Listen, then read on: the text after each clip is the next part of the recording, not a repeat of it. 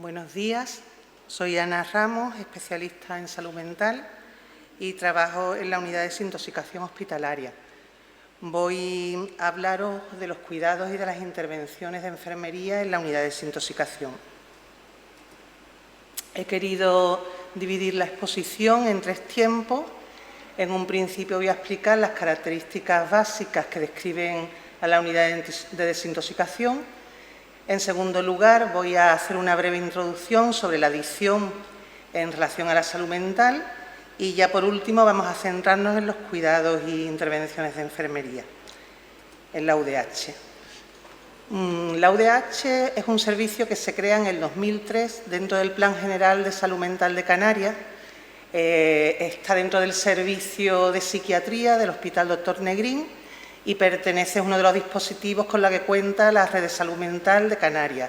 Acoge a pacientes de Gran Canaria, Fuerteventura y Lanzarote. La estancia media suele ser de 5 o 6 días a 12 días y es un ingreso que el paciente lo realiza voluntariamente, firmando un contrato terapéutico en el cual acepta la normativa de funcionamiento de la unidad y el tratamiento prescrito por el psiquiatra de la unidad. Por otra parte, también, previo al ingreso, el paciente hace una entrevista motivacional con el psiquiatra para ver si es el momento idóneo personal para dar el paso y hacer ya su proceso de desintoxicación y abandonar el consumo de la sustancia. En cuanto a la infraestructura que tenemos en la UDH, es una parte de una sala, de una planta de hospitalización aislada. Tenemos 6 camas hábiles en 4 habitaciones y luego tenemos una serie de áreas comunes, como son la cocina, el salón con una televisión, una amplia sala de terapia donde se realizan actividades grupales. Tenemos allí una mesa de ping-pong, 2 bibliotecas con libros de lectura, una elíptica, una bicicleta estática, y otro tipo de recursos para el ocio. De esta forma, lo que es la convivencia en la UDH es otro espacio a cuidar por el equipo de enfermería. Por último, hablar un poco desde dónde nos llegan los pacientes, porque es una pregunta que frecuentemente nos hacen los familiares cuando nos llaman por teléfono. Cómo pueden ingresar. Entonces, frecuentemente desde a la UDH nos llegan desde las UADs, que son las unidades ambulatorias de atención a las adicciones, principalmente de las UAD. También nos derivan pacientes desde la consulta de patología dual, que está aquí en el hospital, y a las UAD les llega a su vez bien de la unidad de salud mental y a esta desde atención primaria. Cuando el paciente finaliza el proceso de desintoxicación, bien se le da de alta a domicilio, bien a comunidad terapéutica, a pisos de reinserción y a centros de día. Hay una serie de recursos como son estos, pero una vez que se van de alta siguen haciendo un seguimiento generalmente por un tiempo a través de las UADs. A veces también desde las UADs directamente se derivan a este tipo de recursos, muchas veces la desintoxicación se hace también poquito a poco desde las unidades ambulatorias de atención a la adicción. Vamos a hacer, una vez descrito un poquito cómo es la unidad, vamos a hacer una breve introducción sobre la adicción en salud mental. Me ha parecido oportuno abordar la adicción desde un modelo clínico y médico para ver cómo se posicionan las adicciones aquí en el contexto hospitalario, y luego voy a hacer mención a un modelo biopsicosocial que me parecía también más adecuado para el trabajo y los cuidados que realizamos el equipo de enfermería en la unidad. Principalmente existen 2 guías diagnósticas que son como manuales de uso hospitalario, que son los que clasifican los trastornos mentales. Son sistemas de clasificación diagnósticos que se basan en datos empíricos y en consenso entre expertos. Realmente no están enfocados a la explicación del cómo se enferma, de cómo uno tiene un trastorno mental, pero sí describen los cuadros clínicos y los agrupan en categorías, formando los diagnósticos.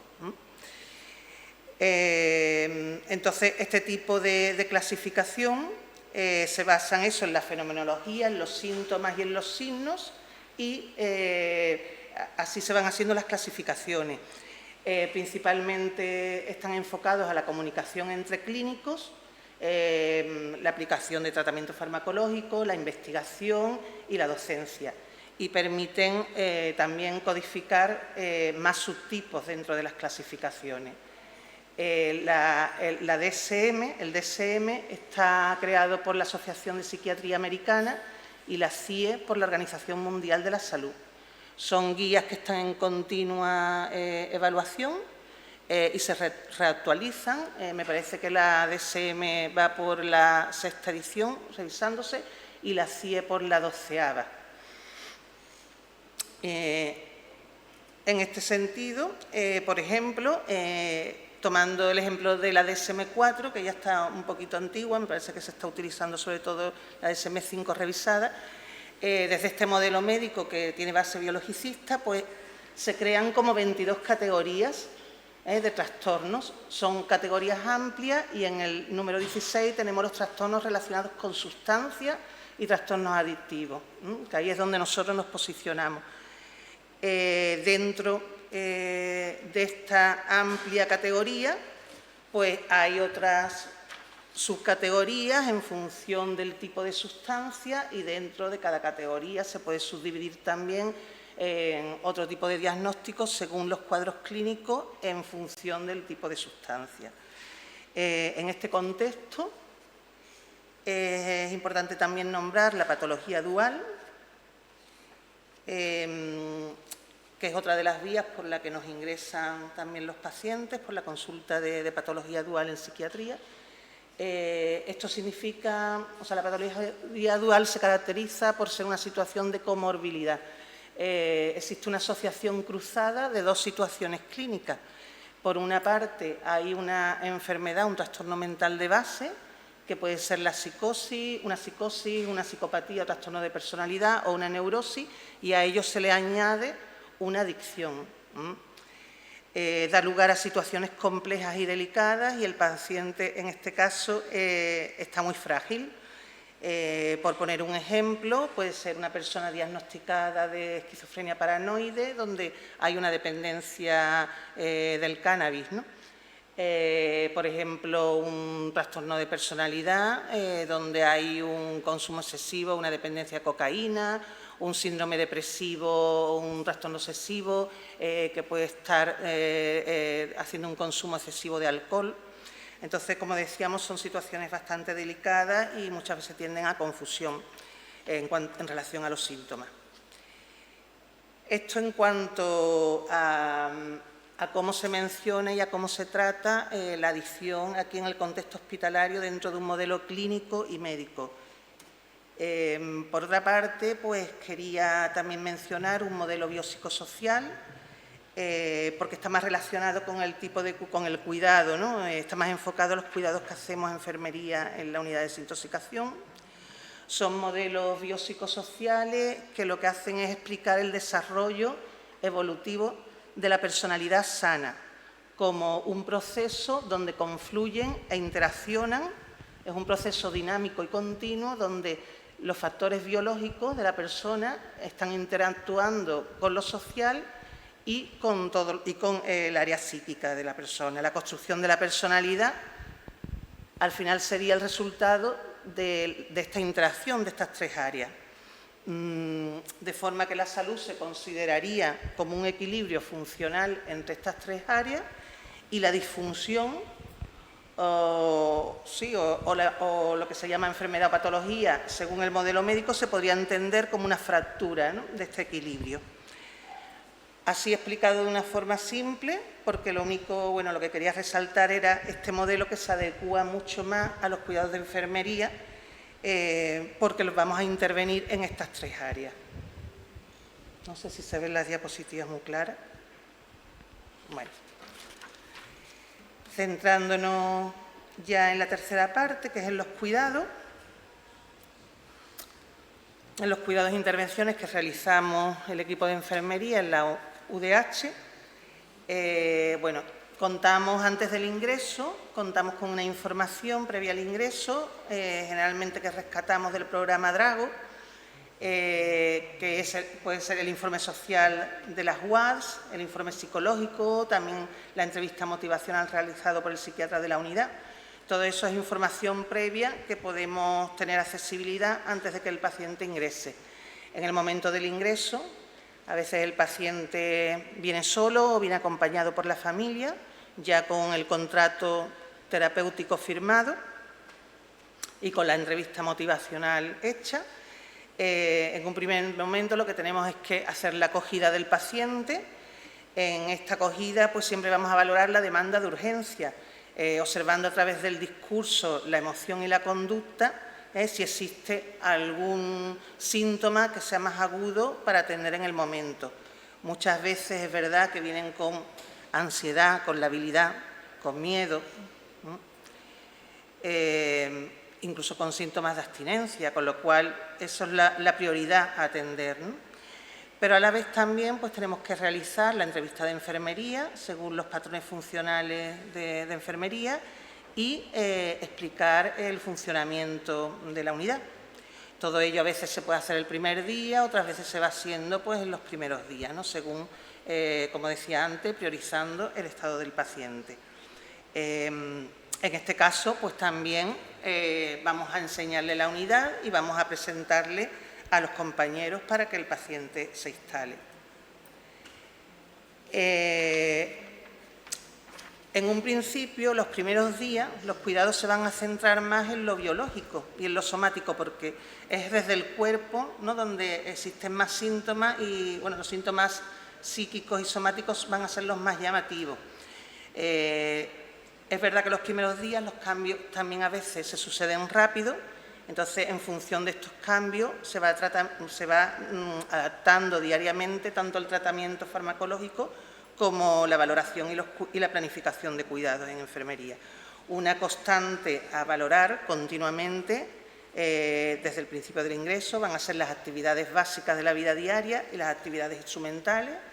En este sentido, valoración de la alimentación, de la ingesta, de ajustar el tipo de dieta, la hidratación, el fomentar el consumo de agua, la eliminación, vigilar las heces, vigilar la orina, las constantes vitales, el patrón de sueño, descanso, vigilia, actividad. También hay que valorarlo y además uno de de los aspectos que se estabilizan, que es más difícil estabilizar. Los primeros días suelen tener bastante tendencia a descansar el cuerpo y a estar en la cama. Es importante también la valoración de las actividades instrumentales a través de la observación y de la ayuda, si es necesaria, y el apoyo, la organización personal de la limpieza, el aseo, la organización de pertenencia. El uso del teléfono, ya que también se les permite una llamada de teléfono por la tarde para informar a los familiares y para contactar con ellos. También se valora el uso, ¿no?, de los cubiertos. En general, la autonomía del paciente y valorar qué tipo de cuidados necesita, la movilidad, el riesgo de caída, si existe riesgo de caída, si necesitan algún tipo de dispositivo como muletas, una silla de ruedas. Además de estas actividades básicas e instrumentales, vamos siempre a estar observando si existen síntomas de abstinencia, intoxicación medicamentosa por el tratamiento prescrito y otro tipo de efectos secundarios. Y también, por supuesto, valorar y pautar los cuidados necesarios para la patología de base orgánica que tenga cada paciente, como podrían ser también una diabetes, insuficiencia cardíaca, insuficiencia respiratoria, hipertensión, heridas, úlceras, problemas dermatológicos. Toda esta valoración, pues también en paralelo, en cualquier momento de contacto con los pacientes y de comunicación con ellos, vamos a estar valorando la conducta, los afectos, el pensamiento y el lenguaje, siempre valorándolo de una forma transversal. Cuando pasan los primeros días, ya generalmente hay una cierta estabilidad o una mayor estabilidad orgánica, con lo cual, además de seguir valorando y planificando los cuidados de enfermería adaptados a la evolución del paciente a diario, o sea, de todo lo anteriormente dicho, va a empezar a coger más importancia el cuidado del grupo, las relaciones entre ellos y con el personal. Y a partir del tercer día, que la persona está menos centrado en su proceso de recuperación orgánico, porque generalmente son los síntomas más desajustados con los que viene, pues ya empiezan también a relacionarse, a relacionarse más entre ellos. Entonces, en cuestión de los cuidados en relación al área social, que veíamos antes, pues hay que tener en cuenta valorar las demandas individuales. En este sentido, tenemos que tener una actitud de escucha empática, pero también cuidando los límites interpersonales y las normas de convivencia, porque también hay que cuidar al grupo, ¿no? Y tenemos que priorizar la valoración de la ansiedad, de la angustia, de la impulsividad, de la agresividad. En este contexto de demanda es muy importante observarla y manejarla, pero tanto observarla en el paciente como observarla en nosotros mismos, en el personal, para no caer a veces en dinámicas patológicas que, sin darnos cuenta, tenemos que estar en continua autoobservación.